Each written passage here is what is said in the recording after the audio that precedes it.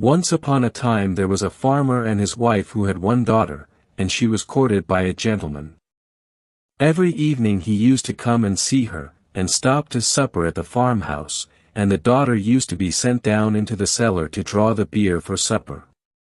So one evening she had gone down to draw the beer, and she happened to look up at the ceiling while she was drawing, and she saw a mallet stuck in one of the beams.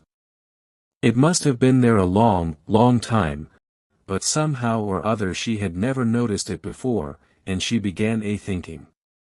And she thought it was very dangerous to have that mallet there, for she said to herself, suppose him and me was to be married, and we was to have a son, and he was to grow up to be a man, and come down into the cellar to draw the beer, like as I'm doing now, and the mallet was to fall on his head and kill him, what a dreadful thing it would be.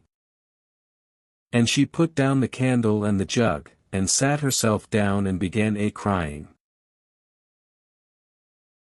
Well, they began to wonder upstairs how it was that she was so long drawing the beer, and her mother went down to see after her, and she found her sitting on the settle crying, and the beer running over the floor.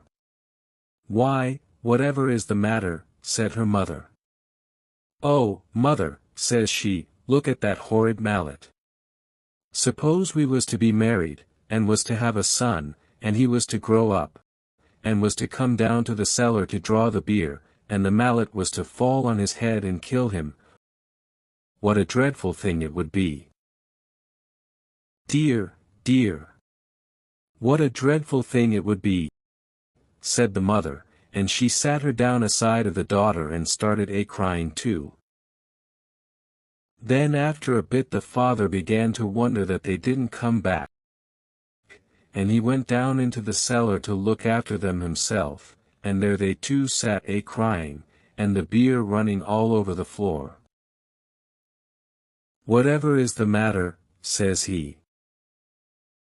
Why, says the mother, look at that horrid mallet.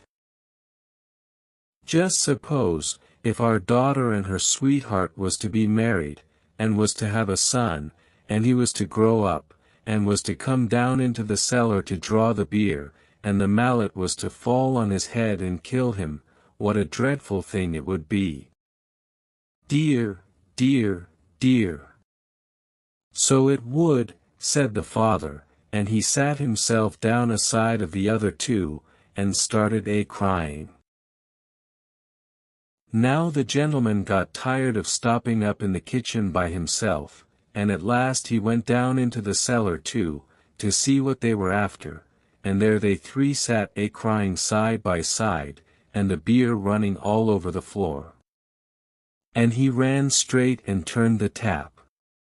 Then he said, whatever are you three doing, sitting there crying, and letting the beer run all over the floor? Oh, says the father, look at that horrid mallet. Suppose you and our daughter was to be married, and was to have a son, and he was to grow up, and was to come down into the cellar to draw the beer, and the mallet was to fall on his head and kill him. And then they all started a-crying worse than before.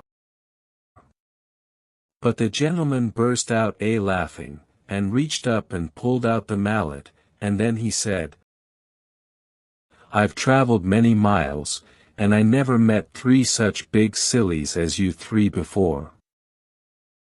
And now I shall start out on my travels again, and when I can find three bigger sillies than you three, then I'll come back and marry your daughter. So he wished them good-bye, and started off on his travels, and left them all crying because the girl had lost her sweetheart.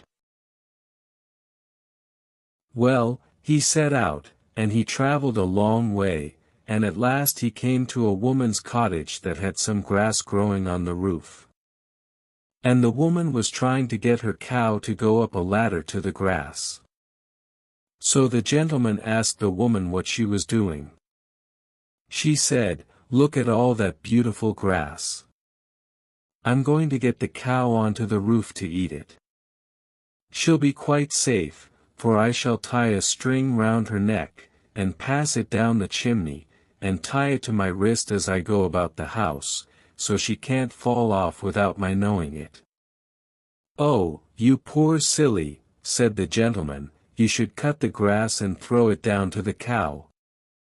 But the woman thought it was easier to get the cow up the ladder than to get the grass down, so she pushed her and coaxed her and got her up, and tied a string round her neck, and passed it down the chimney, and fastened it to her own wrist. And the gentleman went on his way, but he hadn't gone far when the cow tumbled off the roof, and hung by the string tied round her neck. And it strangled her. And the weight of the cow tied to her wrist pulled the woman up the chimney, and she stuck fast halfway and was smothered in the soot. Well, that was one big silly. And the gentleman went on, and he went to an inn to stop the night, and they were so full at the inn that they had to put him in a double-bedded room, and another traveler was to sleep in the other bed. The other man was a very pleasant fellow, and they got very friendly together, but in the morning, when they were both getting up, the gentleman was surprised to see the other hang his trousers on the knobs of the chest of drawers and run across the room and try to jump into them, and he tried over and over again, and couldn't manage it, and the gentleman wondered whatever he was doing it for. At last he stopped and wiped his face with his handkerchief. "Oh dear," he says, "I do think trousers are the most awkwardest kind of clothes that ever were. I can't think who could have invented such things. It takes me the best part of an hour to get into mine every morning, and I get so hot. How do you manage yours?"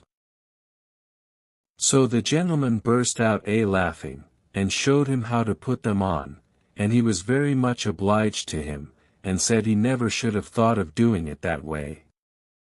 So that was another big silly.